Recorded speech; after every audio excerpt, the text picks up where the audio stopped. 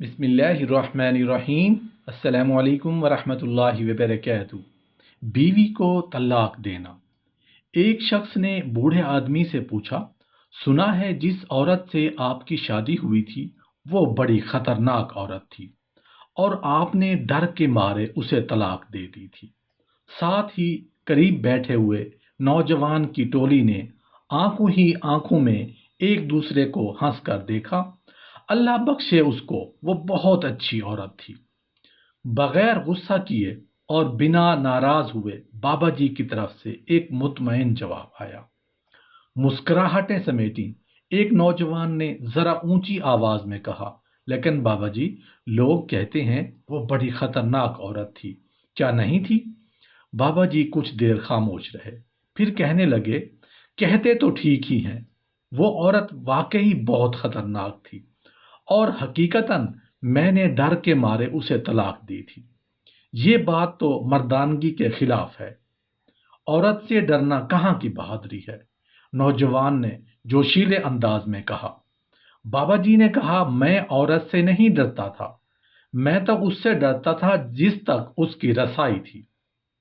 बहुत पुरसकून जवाब दिया। नौजवान ने हैरत से एक दूसरे की तरफ देखा। ऐसी औरतों को तो जहन्नम में होना चाहिए। कहाँ आप जैसा शरीफ नफ्स आदमी, कहाँ वो औरत। अच्छा क्या छोड़ दिया? नौजवान के लहजे में गुस्सा था। बूढ़े की दिलचस्प जिंदगी का पटारा खुलकर सामने आ गया था। तजस्सुस खत्म हुआ, अब बारी बारी मुंतशिर होने लगे। जाने वालों ने उन्वान पढ़ लिया था, कहानी खुद बनानी थी। जो रह गए थे वो वही थे जो असल कहानी जानना चाहते थे। मैंने भी ऐसा ही सोचा था कि उसे जहन्नुम में ही होना चाहिए था, तब ही मैंने उसे जहन्नुम जैसी जिंदगी दी थी। बूढ़े आदमी की आंखों में इज़्तिराब उतरा। बाबा जी ने कहा, ये तब की बात है जब मैं सरकार के यहाँ 1 रुपए माहवार पर मुलाजिम हुआ। मेरी माँ चाहती थी कि मेरी शादी हो जाए। रिश्ता ढूंढा गया। एक मूंगफली फरोश की बेटी मेरी माँ को पसंद आई। सलीकामंद, खूबसूरत और एकदम खामोश। मुझे उस रिश्ते पर एतराज था कि वो एक मूंगफली बेचने वाली की बेटी थी। मजदूर की औलाद को पेट की फिक्र रहती है, तरबियत की नहीं होगी। तरबियत तो बड़े घरानों में की जाती है, जहां अफलास आंखों की रोशनी छीनते कासिर होता है। वो क्या तरबियत देगी मेरी औलाद को? लेकिन वो लड़की मेरी माँ को ऐसी पसंद थी कि अम्मा उसके अलावा किसी का नाम नहीं सुनना चाहती थी। आखिरकार उसकी शादी मेरे साथ हो गई और वो मेरे घर आ गई। रुखसती के वक्त उसके बाप ने मुझसे कहा, मेरी बेटी सीधी सादी है, उसे दुनियादारी का कोई खास पता नहीं। अगर कहीं कोई गलती हो जाए तो माफ कर देना, लेकिन है बड़े दिल वाली। अपने साईं को हमेशा खुश रखेगी। वो बिल्कुल वैसी ही थी जैसी मेरी माँ ने बताया था। सलीकामंद, सुघड़ और ताबेदार। बाबा जी की बोरियत की बातें सुनते सुनते उनमें से 2 नौजवान उठकर चले गए। फिर बाबा जी कहने लगे, मेरी बाहर दोस्तों के साथ सोहबत कोई अच्छी नहीं थी। मुलाजमत के औकात में खाना घर से बाहर खा लेता, दोस्तों में बैठता, रात गए तक महफिल चलती रहती। फिर घर आ जाता तो वो क्या खाती थी, क्या पीती थी, किस हाल में रहती थी, मुझे कोई परवाह नहीं थी। उन्हीं दिनों में मेरी माँ भी दुनिया से रुखसत हो गई। एक रोज मैं जुए में भारी रकम हार कर जब थका हारा घर आया तो कहने लगी, आप तो खाना बाहर खा लेते हैं, मुझे भूख लगती है। हो सके तो एक ही बार महीने का राशन ले दें, रोज रोज बाजार से खरीदारी की परेशानी नहीं उठानी पड़ेगी। क्या कहा? इस मूंगफली बेचने वाली की बेटी की इतनी औकात कि मुझसे मुतालबा करें? मुझे तैश आ गया। हो तो तुम किसी बहुत बड़े बाप की बेटी कि तुम्हें पूरे महीने का राशन और खर्च चाहिए। अपनी औकात देखी है? गुस्सा में आकर मैंने उस पर हाथ उठाया और गालियां भी दी। मैं ये नहीं सोच सका कि आखिर उसे जिंदा रहने के लिए रोटी तो हर हाल में चाहिए थी। वो जिस्मानी एतबार से काफी कमजोर थी। مار برداشت نہیں کر سکتی تھی۔ وہ 2 دن تک بستر پر پڑی رہی، مجھے اس کی کوئی پرواہ نہیں تھی۔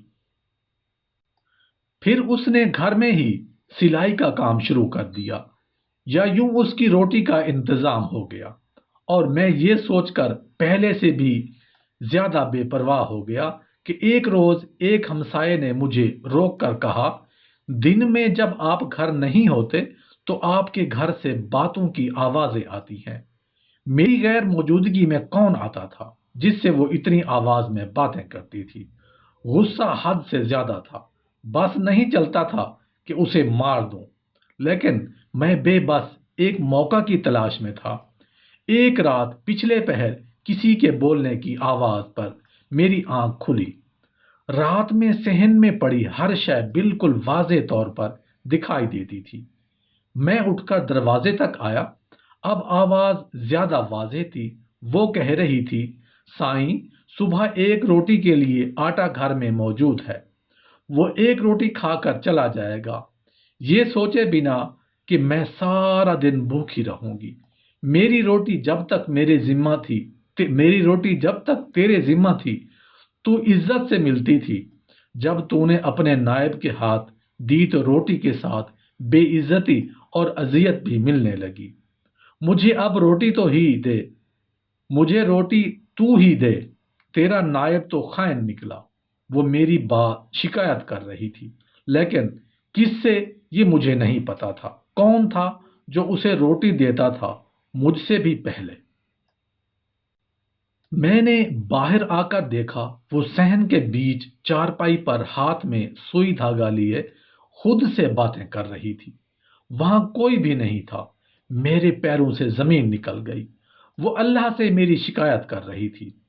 وہ اس لمحے مجھے کوئی اور ہی مخلوق لگی۔ وہ بہت کم بولتی تھی، لیکن وہ کس کے ساتھ اتنا بولتی تھی آج مجھے سمجھ آیا۔ وہ تو بہت بڑے باپ کی بیٹی تھی۔ کیسی عورت تھی جو افلاس کے ہوتے ہوئے بھی اللہ شناس تھی۔ میرا جسم خوف سے کانپ رہا تھا۔ دن چڑھتے ہی میں نے سامان باندھا اور اسے اس کے گھر چھوڑ آیا۔ سسر نے طلاق کی وجہ پوچھی تو میں نے ڈرتے ہوئے کہا، یہ بڑی خطرناک عورت ہے، بڑے دربار میں میری شکایتیں لگاتی ہے۔ مجھے ڈر ہے کہ بادشاہ کو اگر غصہ آ گیا تو میرا حشر کیا ہوگا۔ حقیقت یہ تھی کہ میں اس کے ساتھ انصاف نہیں کر سکا تھا۔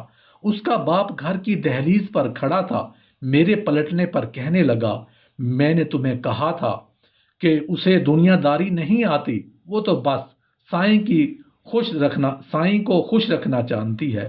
اس کی مراد اللہ سے تھی اور میں خود کو سمجھا تھا۔ جب میں واپس گھر آیا تو مجھ پر انکشاف ہوا کہ رات اس نے یہی تو مانگا تھا کہ خود مجھے روٹی دے، تیرا نائب تو خائن نکلا، اور آج نان نفقے کا اختیار مجھ سے چھین لیا گیا۔ میں بے تحاشا رویا۔ اس کا سائیں بہت بڑا تھا، اس کی رسائی جس تک تھی وہ تو 2 جہانوں کا رب تھا۔ میں آج بھی ڈرتا ہوں کہیں میرے حق میں اس نے کوئی بد دعا نہ کر دی ہو۔ ٹھیک کہتے ہیں لوگ، کہاں میں کہاں۔